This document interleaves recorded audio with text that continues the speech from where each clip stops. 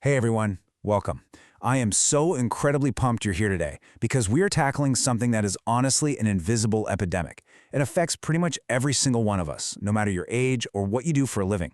It's called the dopamine trap, and it's the exact reason why you just can't focus anymore. Look, if you've been feeling like your attention span has literally vanished into thin air, or if sitting down to read just one page of a real physical book feels like running a marathon, you are absolutely in the right place.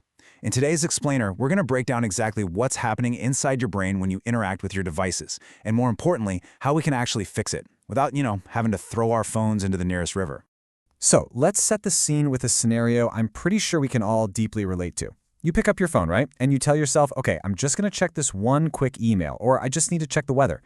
And then, bam, next thing you know, you are 30 minutes deep into this endless feed of random videos or reading comments from strangers arguing or looking at pictures of people you barely even know. Have you ever felt that actual physical disorientation when you finally snap out of it? It's like this uniquely modern time warp. 1 minute you're doing a simple task, and the next, a massive chunk of your day is just gone. You blink, the clock jumped forward, and you don't even know what you were looking at or why it kept your attention in the first place. And look, when that happens, it is so easy to just beat yourself up. You sit there thinking, man, I have absolutely no discipline. I'm just a huge procrastinator. Why can't I just put the phone down? But we need to get one crucial thing straight right now. You are not lazy. Seriously, let's just totally remove that guilt from the equation right off the bat. Your brain is essentially being stuck on a digital hamster wheel. It's running endlessly but getting nowhere. From a purely biological standpoint, it's not that you lack willpower. It's that your brain is actively being hijacked and explicitly trained by highly engineered platforms to crave constant, endless stimulation. All right, let's jump right into Section 1, the dopamine reward cycle, or the science of constant stimulation. To really understand how this training happens, we have to look at the stuff we're dealing with hundreds of times a day. Every single notification ping, every quick video you swipe through, every single like you give or get. These are essentially operating like a digital slot machine right there in your pocket.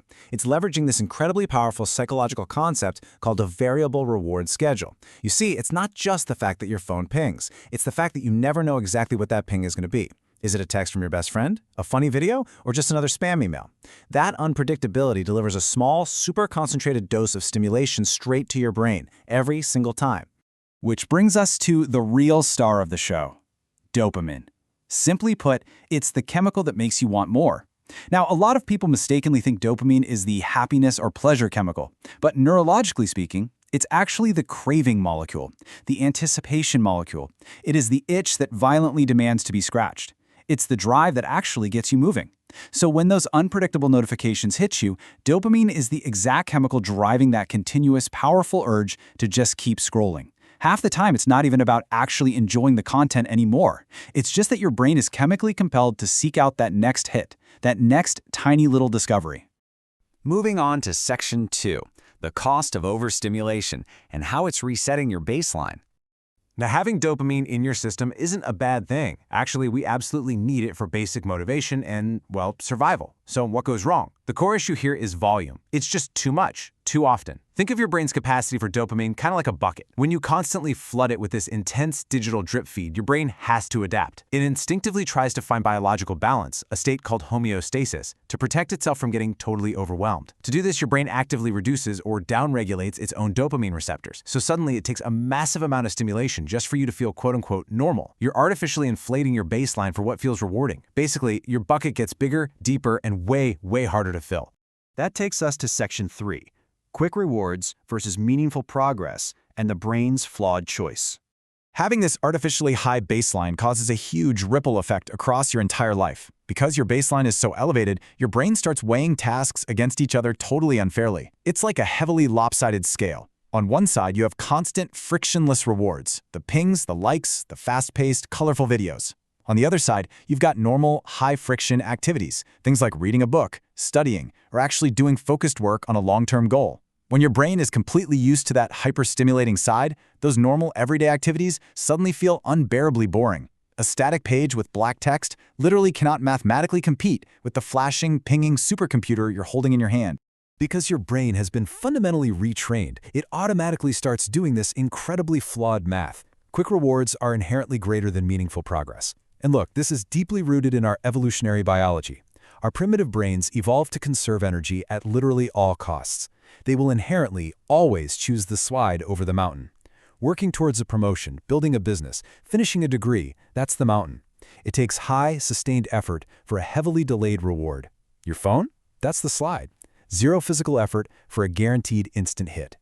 This profound psychological imbalance is exactly why we compulsively check our devices, even when we know for a fact we have a critical deadline staring us right in the face. Okay, section 4, embracing boredom as a solution and changing the mindset. So how in the world do we break out of this evolutionary trap? Well, the solution isn't packing up, moving to the woods, and tossing all your tech into a lake. It just takes a measured, practical approach to systematically lower that dopamine baseline. First up, purposely reduce unnecessary stimulation. Do a rigorous audit of your notifications. Turn off literally everything that isn't from a real human being urgently trying to reach you. No news alerts, no social media badges. Second, consciously spend time away from the endless scroll by creating hard physical boundaries. Charge your phone in the kitchen overnight instead of right next to your pillow. Take away that temptation to start your morning with a dopamine spike. But the third and honestly most vital step is allowing yourself to feel bored. We are so terrified of quiet moments now, right? We instinctively grab our screens the second we step into an elevator. We have to purposefully learn to sit with that friction again. We have got to completely reframe how we view this. Boredom is where focus begins. It's not this terrible, negative state you have to desperately escape from. It is actually the essential, counterintuitive birthplace of deep thought. Neurologically, when you finally stop bombarding your brain with all these rapid-fire inputs, you activate something called the default mode network. This is your brain's background processor.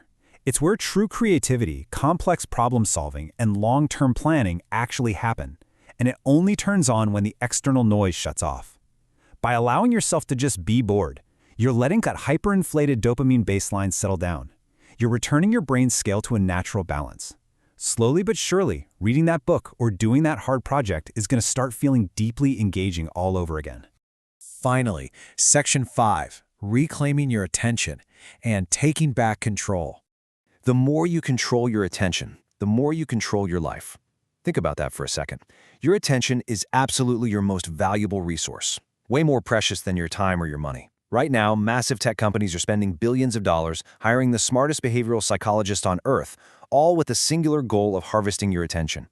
Once you really understand the mechanics of this dopamine trap, you realize that managing your digital triggers isn't just some cute productivity hack. It is a vital act of personal empowerment. If you can manage your dopamine, you reclaim your focus. And when you reclaim your focus, you actually get back the capacity to execute on the things that matter most to you. So I want to leave you with one final provocative thought today. Just really sit with this. Are you using your phone, or is your phone using you? Let that linger a bit. Take a serious look at your routines today and ask yourself who's really in the driver's seat. Thank you all so much for joining me for this explainer. If you found this breakdown helpful, make sure to stick around and follow for more deep dives into human behavior and the hidden systems that shape our daily lives.